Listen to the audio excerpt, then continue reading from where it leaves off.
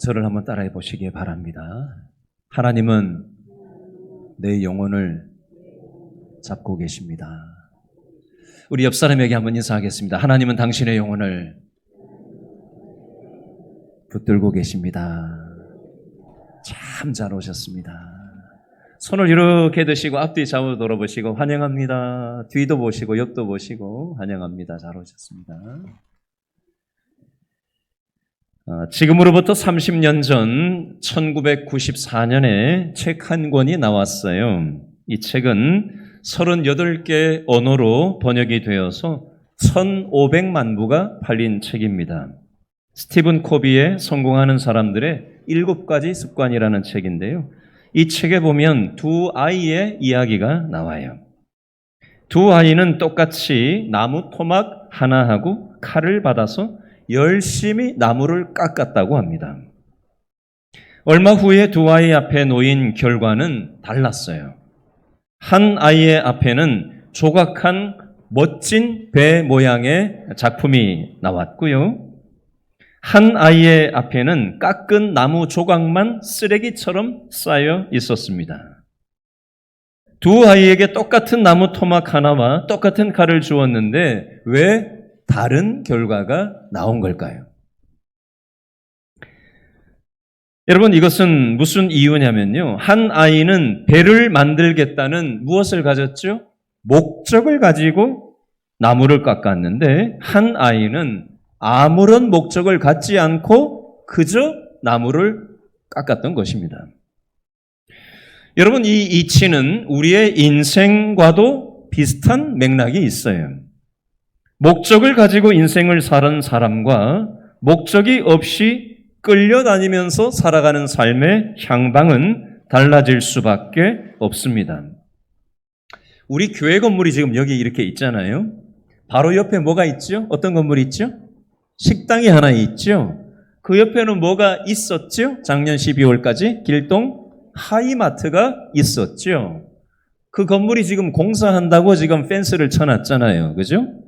제가 몇 달 전에 하이마트가 다 정리가 되고 난 다음에 다 나가고 이제 공사를 한다고 막 여기저기 막 사람들이 인부들이 왔다 갔다 하길래 여기 도대체 뭐가 들어오나 싶어가지고 일하는 사람을 제가 불러 세워가지고 여기 실례지만 뭐가 들어옵니까? 물었더니 그 일하시는 분이 뭐라고 얘기했는지 아세요? 몰라요. 아니 자기가 일하는데 뭘 하는지도 모르고 바쁘게 왔다 갔다 하면서 일하더라고요. 근데 얼마 전에 그 여러 사람이 왔다 갔다 하길래 제가 물었어요. 여기 현장 소장이 누굽니까? 물었더니 저분이 현장 소장이라고 얘기를 하더라고요. 그래서 현장 소장한테 인근의 주민인데 여기 뭐 짓는지 좀 궁금해서 그러니까 좀 알려달라. 그랬더니 아파트가 들어온다. 70세대짜리가 들어온다. 그렇게 얘기를 하더라고요. 근데 얼마 전에 조감도가 붙었는데 보니까 지하 2층, 지상 17층짜리 주상복합으로 64세대짜리가 지금 들어온다 해서 붙여놨더라고요. 조감도를. 여러분, 제가 오늘 말씀을 준비하면서 문득 이 문구가 딱 생각이 났어요. 뭐냐면 왜 사냐면 이라는 문구였어요. 이거 들어보셨어요? 왜 사냐면 웃지요. 뭐 이렇게 19에도 나오는 표현인데요. 왜 사냐면 이라는 이 질문이 사람들에게 주어졌을 때 사람들마다 반응이 다 제각각이에요. 제가 이 부분에 대해서 사람들이 어떻게 생각하고 있는지를 검색을 해봤더니 이런 표현들이 있더라고요. 누군가 왜 사냐고 묻는다면 글쎄다. 어떻게 보면 죽지 못해서 사는 게 우리네 인생이 아닐까? 이렇게 표현해 놓은 사람이 있었고요. 왜 사냐면 그냥 살아지니 살아가지요. 이렇게 쏘는 사람도 표현한 사람이 있었고요. 또 세 번째 사람은 왜 사냐면 모르지요. 이렇게 쏘는 사람도 있었어요. 또 한 사람은 왜 사는지 모를 때 성경을 봅니다. 이렇게 표현한 사람도 있었어요. 자, 여러분에게 한번 질문을 해볼게요. 왜 사냐면 뭐라고 답하시겠어요? 응? 뭐라 그랬어요? 죽지 못해서? 예. 오늘 성경에서는 뭐라고 말씀하시는가 우리가 살펴보도록 하겠습니다. 자, 에베소서 5장 1절 2절에 보면 그 답이 나오는데요. 에베소서 5장 1절 2절 말씀을 한 번 더 읽어보겠습니다. 시작. 그러므로 사랑을 받는 자녀같이 너희는 하나님을 본받는 자가 되고 그리스도께서 너희를 사랑하신 것 같이 너희도 사랑 가운데서 행하라. 아멘. 여기까지만 읽도록 하겠습니다. 자, 두 번 1절과 2절에 두 번 반복해서 우리는 뭘 받는 사람들이다? 하나님의 사랑을 받는 사람들이다. 하나님의 사랑을 받고 있는 사람들이다 라고 표현하고 있습니다. 하나님의 사랑인데 어떤 사랑이냐? 십자가에서 죽기까지 우리를 사랑해 주신 그 사랑을 우리는 이미 입은 사람들이고 그 십자가의 사랑을 지금도 우리는 경험하면서 살아가는 사람들이다. 그러므로 우리는 하나님을 본받으면서 그 목적을 가지고 우리는 이 땅을 살아가도록 부름을 받은 사람들이다라고 말씀하고 있습니다. 2절에 보니까 너희도 사랑 가운데서 행하라 라고 한글 성경에서는 표현하고 있는데 영어식 표현에서 보니까 예수님께서 우리를 십자가 사랑으로 사랑한 것처럼 우리도 그 사랑의 방식으로 걸어가면서 살아갈 것을 말씀하고 있습니다. 이것이 우리의 삶의 목적이어야 함을 오늘 성경에서는 명확하게 말씀하고 있습니다. 그런데 이 세상의 모든 사람들은 하나님의 이 사랑을 받아들였을까요? 아니요. 밀쳐냈어요. 그리고 이 하나님의 목적을, 우리의 삶을 향한 하나님의 목적을 모른 채 우리는 하나님이 아닌 다른 것을 통해서 인생의 목적을 찾으려고 우리는 살아가고 있는지도 모르겠습니다. 자, 오늘 첫 번째로 네 가지 측면으로 오늘 말씀을 먼저 살펴보고 그 다음에 하나님의 목적에 대해서 세 가지 또 살펴보려고 하는데요. 먼저 첫 번째로 하나님을 인생의 목적으로 삼지 않고 살아가는 이 세상 사람들의 삶의 유형 네 가지에 대해서 먼저 살펴보려고 합니다. 자, 첫 번째로 하나님을 목적으로 삼지 않고 살아가는 사람들의 첫 번째 유형은 어떤 사람들이냐? 많은 사람들은요, 다른 사람으로부터 사랑을 받으려고 해요. 다른 사람으로부터 인정을 받으려고 하는 인정 욕구가 많습니다. 사랑을, 여러분 누구한테 사랑받았으면 좋겠어요? 관심 없어요? 여러분 누구한테 사랑받고 싶어요? 그건 너무 정답이고. 자, 우리가 누구한테 사랑받고 싶어요? 부모한테 사랑받고 싶고, 배우자한테 사랑받고 싶고, 자녀한테 사랑받고 싶고, 그죠? 친구한테 사랑받고 싶고, 내 옆에 가까이 있는 직장 동료한테 사랑받고 싶고, 그죠? 내가 가까이에 있는 사람하고 우리는 사랑받고자 하는 욕구가 우리에게 있어요. 그리고 내 옆에 있는 사람이 내 존재를 인정해 줬으면 좋겠어요. 부모가 나를 인정해 줬으면 좋겠고, 배우자가 나라는 존재를 좀 인정해 줬으면 좋겠고, 그죠? 내 자녀가 부모된 나를 좀 인정해 줬으면 좋겠고, 내 친구가, 내 직장 동료가, 내 직장 상사가 나를 좀 인정해 줬으면 좋겠는 마음이 우리에게 있어요. 그런데 여러분 살아보니 부모가 나를 인정해주고 사랑을 많이 듬뿍 주는 부모도 있지만 그렇지 못한 부모 때문에 여러분 가슴앓이 했던 경험들 있으신 분들이 있을 거예요. 배우자가, 자식이, 스승이, 친구들이 내 기대에 미치지 못하는 사랑을, 인정을 나에게 대할 때 우리는 참 많이 힘든 마음이 생기게 되는 거지요. 여러분, 그러므로 우리는 인생의 목적을 사람들로부터 사랑받으려고 하고 사람들로부터 인정받으려고 하는 데다가 인생의 목적을 둬버리면요. 그게 충족되지 않았을 때 인생이 흔들리게 되어 있습니다.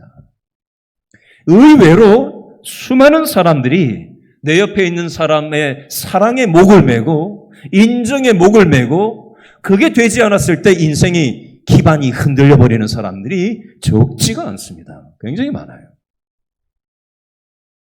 두 번째, 하나님을 인생의 목적으로 두지 않고 무엇에다가 목적을 두는 사람들이 많으냐? 이 세상이 자본주의 사회잖아요. 자본주의가 뭐예요? 돈이 우상이, 현대판 만몬 우상이 된 거예요. 돈을 목적으로 삼고 살아갑니다. 물론 이 자본주의 사회의 돈은 참 중요합니다. 그러나 돈이 인생의 목적이 되면 이건 곤란합니다. 많은 사람들이 더 많이 돈을 가지면 더 행복해질 거라고 여깁니다. 돈을 더 많이 가지면 내가 더 중요한 사람으로 여김을 받을 것이라고 착각을 합니다. 앞에선 그럴지 모르죠. 뒤에선 아닌데. 여러분, 돈은 마치 탄산음료를 마시는 것과 비슷한 이치예요. 목마를 때 탄산음료를 벌컥벌컥 시원한 걸 들이키면은 순간 이게 갈증이 확 해소되는 것 같은 순간적인 느낌을 받지만 이게 또다시 목마르고 또다시 목마른 그 원리가 있는 것처럼 예를 들어서 6천만 원을 일을 해서 돈을 벌었다고 한번 생각해 보세요. 여러분, 사람이 6천만 원을 벌면 만족이 될까요? 사람 마음속에 어떤 마음이 생길까요? 1억에서 4천만 원 모자라네? 이렇게 생각한다니까요. 그래서 또 더 벌려고 안간힘을 쓰는 게 사람이에요. 6천만 원 벌고 나서 이렇게 생각하는 사람은 잘 없는 것 같아요. 5천만 원이 넘었네? 5천만 원보다 1,000만 원이 더 많네? 1,000만 원을 누구한테 좀 나누면서 살 수 없을까? 이런 사람들은 잘 없어요. 그렇죠?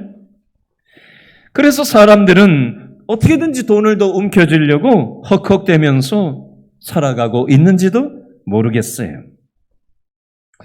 세 번째, 하나님을 인생의 목적으로 삼지 않고 하나님 아닌 다른 것을 목적으로 삼고 있는 사람의 세 번째 유형 중에 이런 부류가 있습니다. 마음속에 원한이 가득 차 있어요. 분노가 가득 차 있어요. 기회만 대봐라. 내가 복수를 해주겠다. 안갚음을 해주겠다. 되갚아주겠다. 이런 마음을 이를 갈면서 사는 사람들이 있습니다. 여러분, 우리가 분노하고 원한을 품고 복수심에 불타서 살아가면 누가 가장 고통스러울까요? 누가 가장 고통스러울까요? 본인이, 내가 바로 가장 고통스럽게 살아가게 돼요. 예를 들어 보겠습니다. 독사에게 독이 있는데 이 독은, 독사의 독은 누구를 죽이는 거죠? 뱀 독에, 독사의 독에 쏘이는 상대방을 죽이는 독이 되는 거예요. 그렇죠? 그러면 사람의 원한이라는 독, 사람의 분노라는 독, 복수심에 불타는 이 사람 속에 있는 이 독성은 누구를 죽일까요? 바로 내 자신의 인생을 죽이는 것입니다.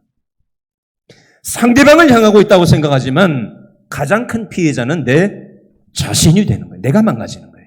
생각이 망가지고 감정이 망가지고 인생이 망가지게 되어 있습니다. 우리에게 상처를 입힌 사람은 자기가 한 말과 행동을 생각을 하면서 살까요? 안 하면서 살까요? 다 잊어버렸어요. 근데 나는 그 사람이 나한테 어떻게 얘기했는지, 어떤 행동을 했는지 두고 곱씹으면서 우리는 원한과 분노와 복수심에 불타서 내 자신을 죽이면서 살고 있는데 상대방은 다 잊어버렸다니까요. 잘 먹고 잘 살고 있다니까요. 누구 손해요? 내 손해라고요. 근데 왜 그렇게 살아요? 자, 네 번째, 하나님을 인생의 목적으로 삼지 않고 많은 사람들이 과거의 질질 끌려다니면서 살아가는 사람들이 있습니다. 사단 마귀는 우리 마음속에 이런 생각을 심습니다. 너는 원래 그런 사람이잖아. 네가 그런다고 인생이 바뀔 것 같아? 절대로 바뀌지 않아. 그냥 하던 대로 살아. 그러면서 과거의 부정적인 삶의 경험들을 생각나게 하고 거기에서 헤어나오지 못하게 만드는 그런 사단 마귀의 공격이 있더라는 것입니다. 많은 사람들이 이런 죄의식, 과거에 매여서 질질 끌려다니면서 살아갑니다. 혹여 이런 마음이 저와 여러분에게 있다면 우리가 붙잡아야 될 말씀이 하나 있어요. 고린도후서 5장 17절 말씀을 읽어드리겠습니다. 그런즉 누구든지 그리스도 안에 있으면 새로운 피조물이라. 이전 것은 지나갔으니 보라 새 것이 되었도다. 아멘. 다시요. 누구든지 그리스도 안에 있으면 뭐다? 새로운 피조물이라. 이전 것은 지나갔으니 보라 새 것이 되었도다. 예수님의 십자가를 믿는 순간 우리는 과거에 매여서 살아가는 존재가 아니라 우리는 새로운 피조물이 되었다. 이전 것은 지나갔다. 우리는 새로운 것이 되었다라고 믿음으로 우리의 정체성을 우리는 생각할 필요가 있습니다.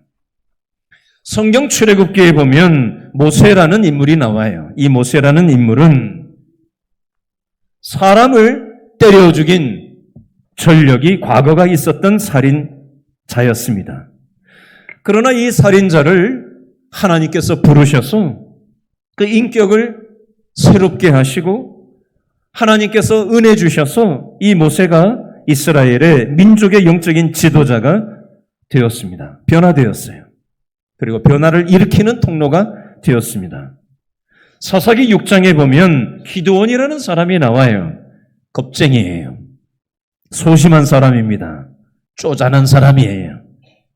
그러나 하나님은 이 기드온에게 찾아오셔서 내가 너를 큰 용사로 사용하겠다. 너는 큰 용사다라고 말씀을 주십니다. 그리고 하나님께서 이 기드온의 믿음을 단단하게 만드셔서 이스라엘의 민족을 이끄는 영적인 지도자로 사용하고 계십니다. 여러분, 이 영적인 이치는 저와 여러분에게도 마찬가지예요. 혹시 우리가 하나님을 믿는다 하면서도 과거에 매여서 우리가 살아가고 있지는 않습니까? 하나님은 저와 여러분을 불러내셔서 큰 용사여 내가 너를 더러 사용하겠다 오늘 말씀하시는 것입니다. 그러므로 과거에 매여서 살아가지 말고 내가 너를 변화시켜서 너를 축복의 통로로 사용하기를 원한다 말씀하시는 하나님의 약속의 말씀을 믿음으로 붙잡으실 수 있기를 바랍니다. 아멘. 두 번째, 저를 한번 따라해 보시기 바랍니다. 인생의 목적을 알면 목적이 이끄는 삶을 살 수 있습니다. 자, 오늘 설교 제목 다 같이 크게 읽어볼까요? 시작. 목적이 이끄는 삶. 미국의 LA에 있는 세들백 교회 목사님이 쓴 책이 전 세계적인 교회 안 다니는 사람들도 이 책 굉장히 많이 읽어본 책 제목인데요. 목적이 이끄는 삶이라는 책인데요. 여러분, 우리는 인간적인 목적이 아니라 하나님이 내 인생을 향한 목적과 계획을 가지고 계시다. 그러므로 그 목적에 합하게 내가 내 인생을 살아가야 되겠다라는 측면을 우리는 오늘 말씀을 통해서 살펴보려고 하는 것입니다. 자, 세 가지 측면으로 우리가 살펴보려고 하는데요. 자, 첫 번째는 저를 따라해 주시죠. 목적을 알면 삶의 의미가 생깁니다. 여러분, 빅터 프랭클이라는 정신의학 학자가 있는데요. 정신과 의사가 있는데요. 전 세계적인 고전 죽음의 수용소에서라는 책을 저술한 분이에요. 이분은 독일의 포로 수용소에 본인이 갇혀서 수감 생활을 했던 과거 경험이 있었습니다. 수많은 사람들이, 수백만의 사람들이 죽어나갔던 그 포로 수용소에서 지냈던 그 시간 속에서 수많은 사람이 죽어나가는 사람도 있지만 그 어려운 역경 속에서도 살아가는 사람들이 있더라는 것입니다. 그리고 그 포로 수용소에서 자신이 나와서 자신의 전공을 이용해서 이 죽음의 수용소에서라는 책을 조술하면서 이 삶과 죽음이 갈리는 핵심 포인트를 이렇게 정리를 했습니다. 똑같은 포로 수용소라는 환경이지만 삶의 의미를 부여하고 삶의 목적을 발견한 사람들은 그 어려움 속에서도 살아나더라는 것입니다. 그런데 삶의 의미를 찾지 못하는 사람들은 죽어나가는 것을 수도 없이 본인이 직접 경험을 했다라는 것입니다. 여러분, 이것은 수용소에 있느냐, 수용소 밖에 자유인으로 살아가느냐, 장소나 환경의 문제가 아니라 어디에 있든지 삶의 목적과 의미를 가지고 살아가느냐, 아니면 내가 왜 사는지 죽지 못해서 산다라고 생각하고 이렇게 살아버리면 하루하루가 그렇게 힘들 수가 없어요. 여러분, 삶의 의미를, 삶의 목적을 발견한 사람은 어떤 인생의 시련이 오더라도 그것을 극복할 수가 있습니다. 그러나 삶의 목적과 의미를 찾지 못한 사람은 작은 어려움에도 사람이 넘어지게 돼 있어요. 이 세상의 가장 큰 비극은 죽음도 비극일 수 있지만 인생의 의미와 목적을 발견하지 못한 채 하루하루를 죽지 못해 살아가는 삶입니다. 저와 여러분은 삶의 목적을 발견하셨습니까? 삶의 의미를 발견하셨습니까? 아니면 목적과 의미를 발견하지 못한 채 죽지 못해서 사라지니까 할 수 없어서 살아가고 계십니까? 한번 내 자신을 돌아볼 수 있었으면 좋겠어요. 두 번째 저를 따라해 주시기를 바랍니다. 인생의 목적을 알면 인생의 초점을 맞추며 살아가게 됩니다. 여러분, 어릴 때 그 돋보기 같은 걸로 이렇게 까만 종이를 이렇게 햇볕에 이렇게 돋보기 통과해가지고 조그만하게 하얗게 만들게 해가지고 이거 태워본 거 해본 적 있으세요? 해본 분들 많지요? 뭐도 태우고, 이것도 태워지네, 이것도 태워지네, 막 나무도 태우고, 막 다 태우고, 막 그렇게 저도 어렸을 때 국민학교 다닐 때 해본 경험이 있는데요. 자, 돋보기를 통해서 태양빛을 모으면 종이를 태울 수가 있습니다. 집중해서, 그죠? 조그맣게, 요만하게 만들어서 태울 수가 있어요. 레이저 광선처럼 빛을 더 강하게 한 초점으로 모으면 살도 도려낼 수가 있고요. 강철도 뚫어낼 수가 있습니다. 이게 바로 집중의 힘이에요. 여러분, 이 목적, 초점이 맞춰진 인생은 다른 삶을 살아갈 수가 있어요. 성경에 보니까 사도 바울이 뚜렷한 목적을 가지고 인생을 살았습니다. 빌립보서 3장 13절 말씀에 보니까 사도 바울이 이렇게 말씀을 합니다. 형제들아, 나는 아직 내가 잡은 줄로 여기지 아니하고 오직 한 일, 즉 뒤에 있는 것은 잊어버리고 앞에 있는 것을 잡으려고 푯대를 향하여 그리스도 예수 안에서 하나님이 위에서 부르신 부르심의 상을 위하여 쫓아가노라. 복잡하니까 쉽게 얘기하면요, 바울이 뭐라고 얘기했어요? 뒤에 있는 것은 어떻게 하고? 잊어버리고 앞에 있는 것을 보고 쫓아갔다. 앞에 뭐가 있는데요? 하나님이 위에서 부르신 부르심의 상을 위해서 쫓아간다. 하나님만 바라보고 인생을 살아간다는 거예요. 사람도 보고 뭐도 보고 환경도 보고 뭐도 보고 그렇게 사는 게 아니라 앞에 계신 하나님 바라보고 하나님을 초점에 맞추고 그 목적을 향해서 내 인생을 살아간다는 겁니다. 여러분, 이 세상 살다 보면 스트레스도 있고요, 피곤하기도 하고요, 인간관계 어려움도 있고요, 돈 문제도 있고요, 자식 문제도 있고요, 수도 없는 인생의 문제가 있어요. 이것저것 다 쓰다 보면요, 어떻게 이 세상 살겠어요? 인생에 문제가 있을 때 우리는 어디다가 초점을 맞추고 목표를, 푯대를 삼아야 되느냐? 하나님 바라보고 우리는 살아가는 거예요. 그 목적을 붙잡고 살아가면 초점이 있는 인생이기 때문에 스트레스도 넘어가게 하시고 피곤한 것도 넘어가게 하시고 인간관계 어려움도 넘어가게 하시고 하나님께서 붙잡아 주신다라는 것입니다. 세 번째, 하나님을 인생의 목적으로 두고 살아가는 사람은 어떠냐? 저를 따라해 주시죠. 인생의 목적을 알면 영원한 삶을 준비하며 살 수 있습니다. 여러분, 많은 사람들이 다른 사람이 나를 어떻게 평가할까?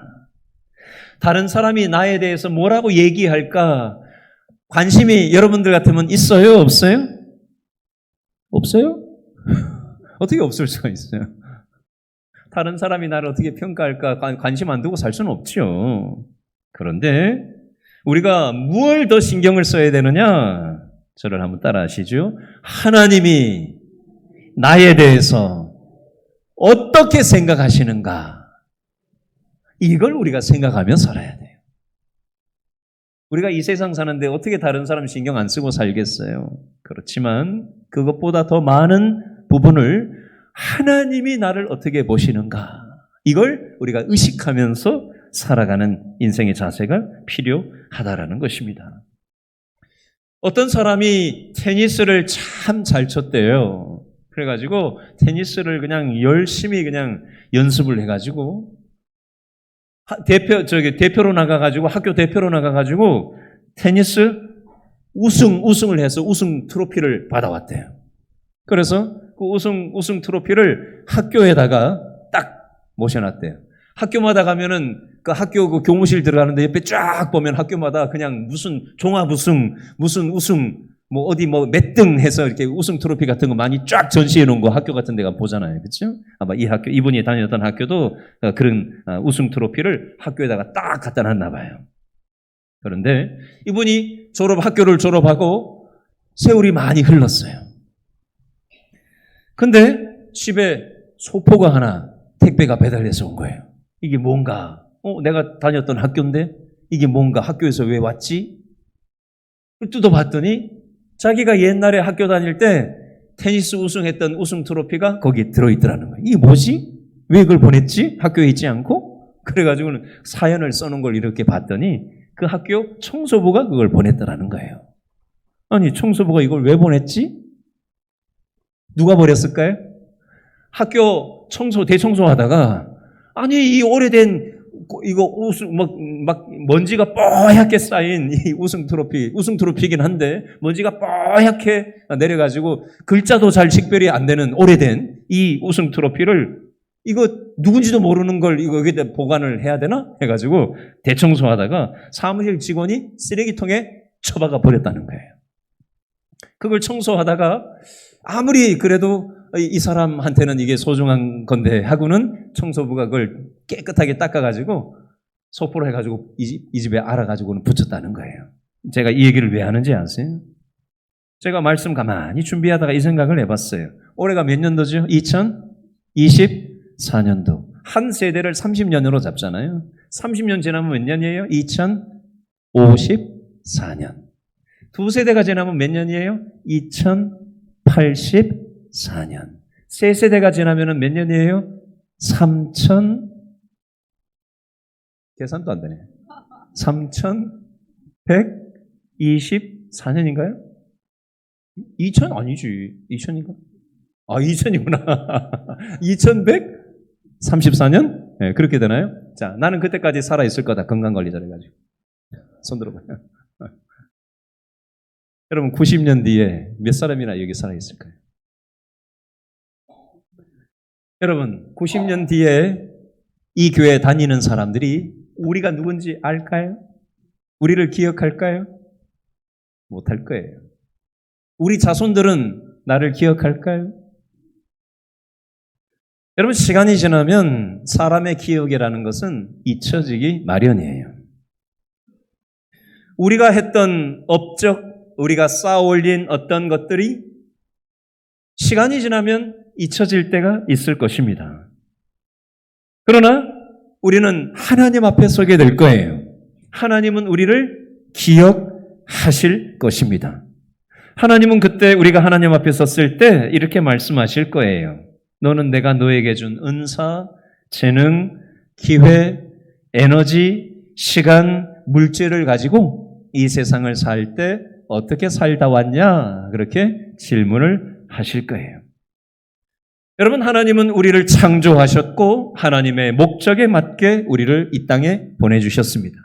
그저 한 100년 남짓 살아가는 동안, 앞으로 웃을 좋아지면 200년이라고 합시다. 200년 남짓 살아가는 동안 하나님께서 허락하신 그 짧디 짧은 100년, 200년 살아가는 동안 우리가 무엇을 위해서 어떻게 가고 있는가 한번 생각해 볼 수 있었으면 좋겠어요. 우리가 정신없이 분주하게 살아가잖아요.